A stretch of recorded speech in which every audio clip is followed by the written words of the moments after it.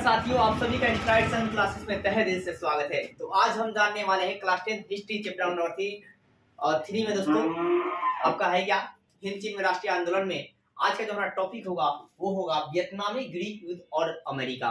वियतनामी गृह युद्ध और क्या है अमेरिका, मतलब वियतनाम में भी अमेरिका जो है कैसे अपना जो है सामरिक प्रसार को रोकना चाहता है, ये बात हम जानेंगे यहाँ पर। और इसके पहले हमारा टॉपिक क्या था दोस्तों, कंबोडिया संकट। कंबोडिया में भी क्या है कि आपका जो मतलब अमेरिका था वो साम्राज्यवादी प्रसार को रोकने का प्रयास कर रहा था, लेकिन असफल हो गया। यहाँ भी रोकने का प्रयास करेगा लेकिन यहाँ भी असफल हो जाए, क्योंकि जो वियतनाम की जो जनता होगी, वियतनाम की जो महिलाओं होंगे, वो भी क्या होगा अपने बच्चे को पीठ पर टांग कर है क्या युद्ध में जो है उतरेंगी और अपने राष्ट्र की सुरक्षा करती है। चलिए देर नहीं करते, आपको स्टार्ट करते हैं। सबसे पहले बात करते हैं दोस्तों कि जिनेवा समझौता के द्वारा जो वियतनाम है ये दो भागों में बढ़ जाता है। जिनेवा समझौता के द्वारा वियतनाम दो भागों में बढ़ जाता है, एक उत्तरी वियतनाम और एक दक्षिणी वियतनाम। उत्तरी वियतनाम में साम्यवादी की सरकार होती है, साम्यवादी की सरकार होती है, मतलब ये लोग अच्छे होते हैं।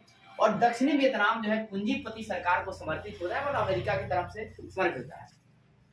और होता है क्या कि जिनेवा जब समझौता हुआ था उस समय कहा गया था कि पूरा वियतनाम को 1956 तक इसका एकीकरण किया जाएगा, मतलब जो उत्तरी और जो दक्षिणी विभागों में बटा हुआ है ये नहीं रहेगा बल्कि एक ही हो जाएगा, वही वियतनाम।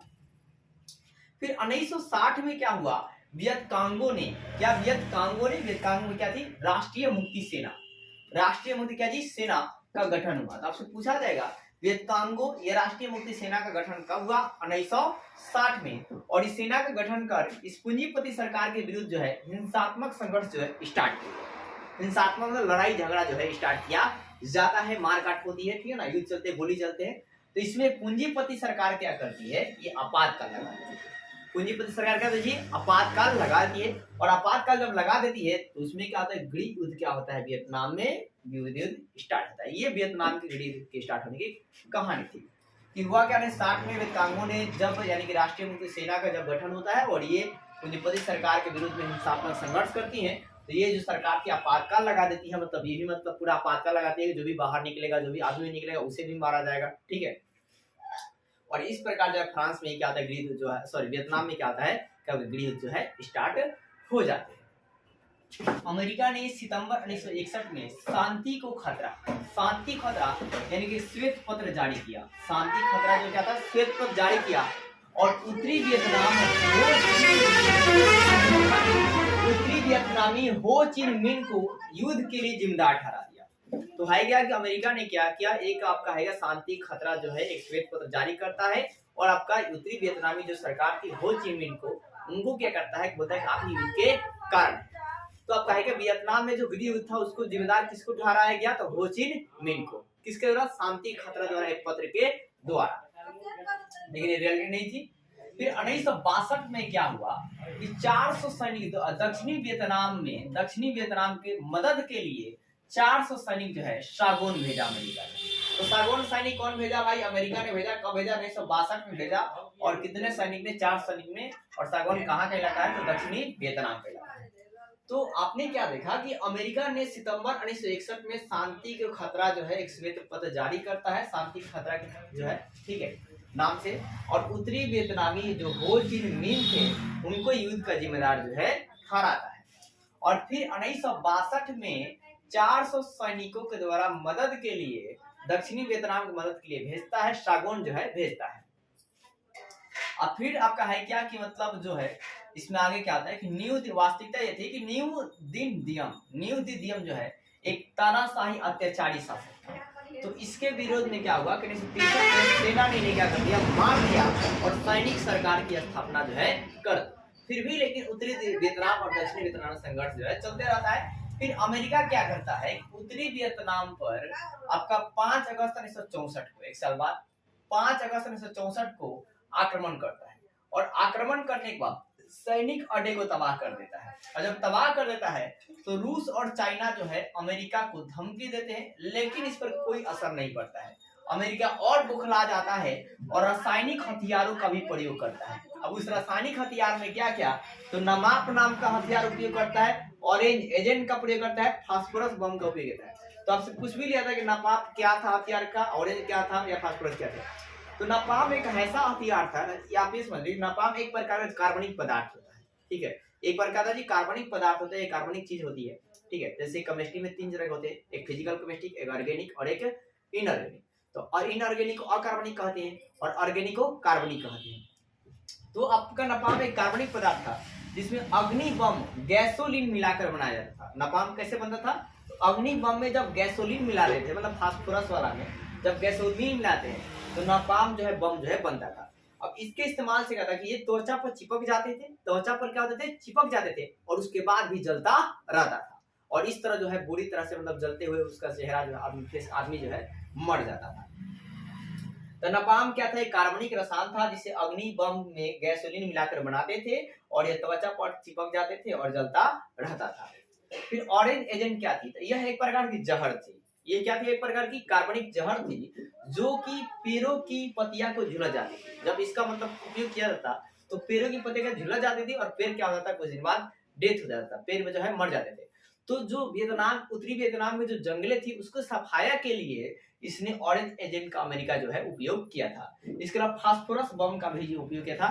फास्फोरस बम मतलब आग का इस्तेमाल किया था, ठीक, आग वाले जिससे आग ब्लास्ट हो सके, ठीक है, अनेकों प्रकार की, जैसे माचिस में क्या होता है फास्फोरस की तिल लगी होती है, उसी तरह जिस लाइट आता है जलने पर तो उसी प्रकार फास्फोरस जलेगा तो क्या होगा, आग निकलेगा। तो ये आपकी कहानी थी और इतनी कहानी को आपने समझ चुके होंगे कि आप क्या समझा कि अगर अमेरिका ने सितंबर 1961 में शांति खतरा श्वेत पत्र जारी करता है और उत्तरी वियतनाम हो ची मिन को जो है युद्ध का जिम्मेदार ठहराता है और दक्षिणी वियतनाम के लिए मदद के लिए 400 सैनिक 1962 में सागौन भेजता है और न्यू दिन मिनट जो है तानाशाही शासक होता है। तो जो सैनिक होती है वो 1963 को मार देती है, फिर सैनिक सरकार बन जाती है। फिर अमेरिका ने क्या करता है, 5 अगस्त 1964 को उत्तरी वियतनाम में क्या करता है, आक्रमण करता है, ठीक है, और सैनिक और अड्डे को तबाह करता है। रूस और चाइना धमकी देते हैं लेकिन धमकी कोई असर नहीं पड़ता है और फिर से रासायनिक हथियार का पूरा उपयोग करता है उत्तरी वियतनाम में, नापाम, ऑरेंज एजेंट और फास्फोरस। नापाम एक ऐसा हथियार है जो अग्नि बम में हम गैसोलीन मिला देंगे तो नापाम बन जाएगा और इसका उपयोग से क्या होगा, त्वचा पर ये चिपक जाएगा फिर जल लगेगा।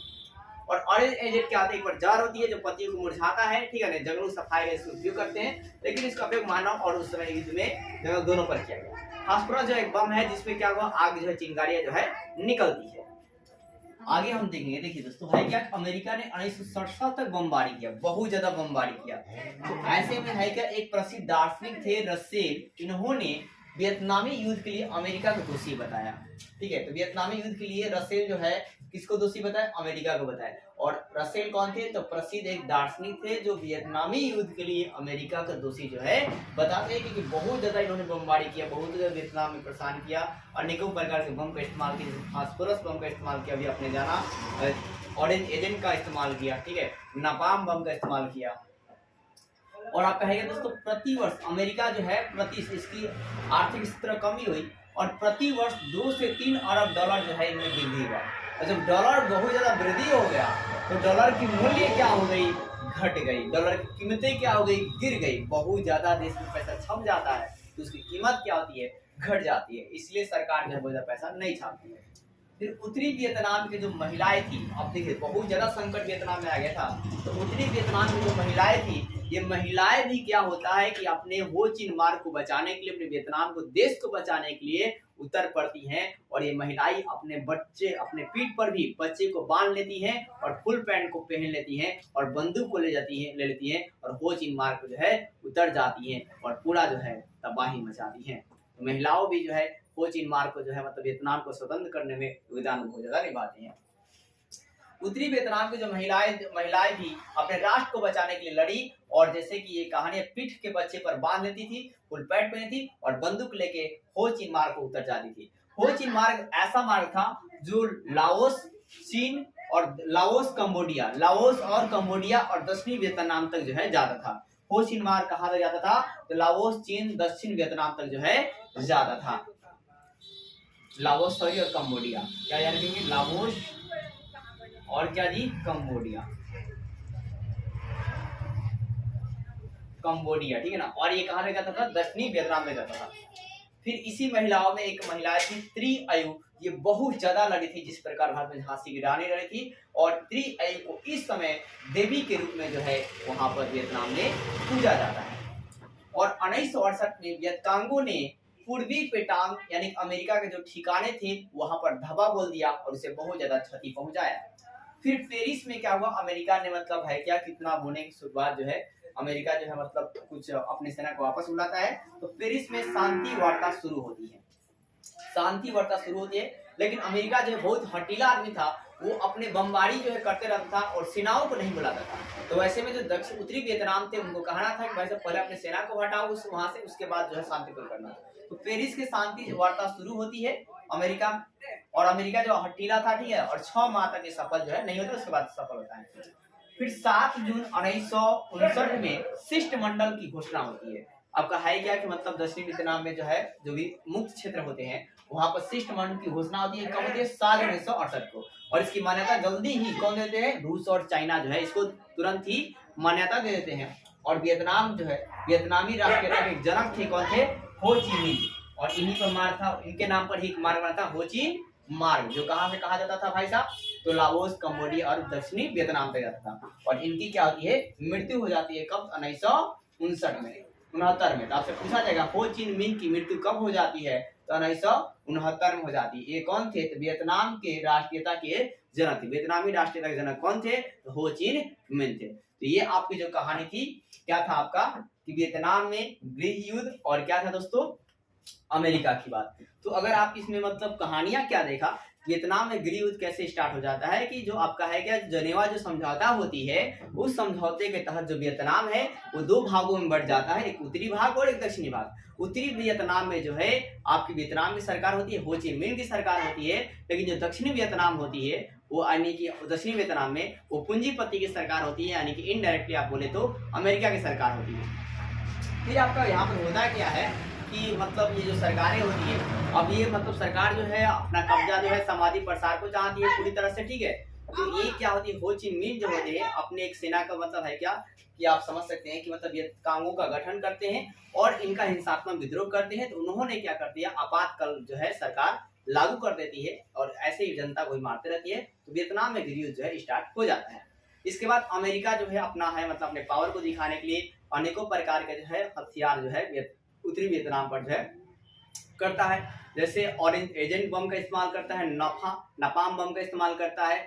फिर आपको क्या बोलते हैं? फास्फोरस बम का भी इस्तेमाल करते हैं। इससे लाखों लोग जो है घायल होते हैं, बहुत लोग मर जाते हैं और अनेकों लोग मतलब जल जाते हैं। फिर मतलब जंगलों का भी वहां पर मतलब जो है सफाया किया जाता है। तो ऐसे जो है बहुत ज्यादा बमबारी जब करते हैं तो एक प्रसिद्ध दार्शनिक थे, कौन थे? रसेल। कौन थे?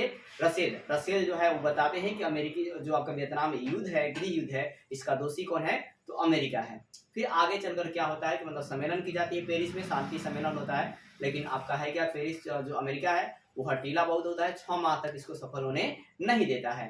फिर आगे चलकर होती क्या है कि इस तरह जो आपका है कि कुछ दिन बाद 1969 में क्या होता है कि मतलब आपका है क्या दक्षिणी वियतनाम के जो मुख्य क्षेत्र होते हैं उसमें आपका है क्या कि मतलब शिष्टमंडल की जो है घोषणा कर दी जाती है।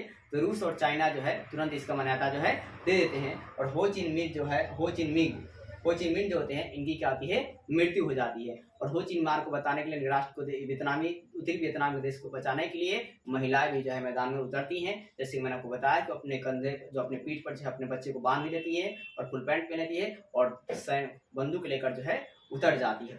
बहुत ज्यादा जो है तड़का मजा आती है। वीडियो कैसा लगा कमेंट कर जरूर बताइए। और अगर आपको ये वीडियो अच्छा लगता है तो प्लीज वीडियो को लाइक कीजिए और चैनल को हमारे सब्सक्राइब कीजिए और ज्यादा से ज्यादा शेयर कीजिए। दोस्तों आपके लिए मैं मेहनत करता हूँ तो आपका थोड़ा भी फर्ज बनता है कि वीडियो को ज्यादा से ज्यादा शेयर करें। जय हिंद दोस्तों, जय भारत।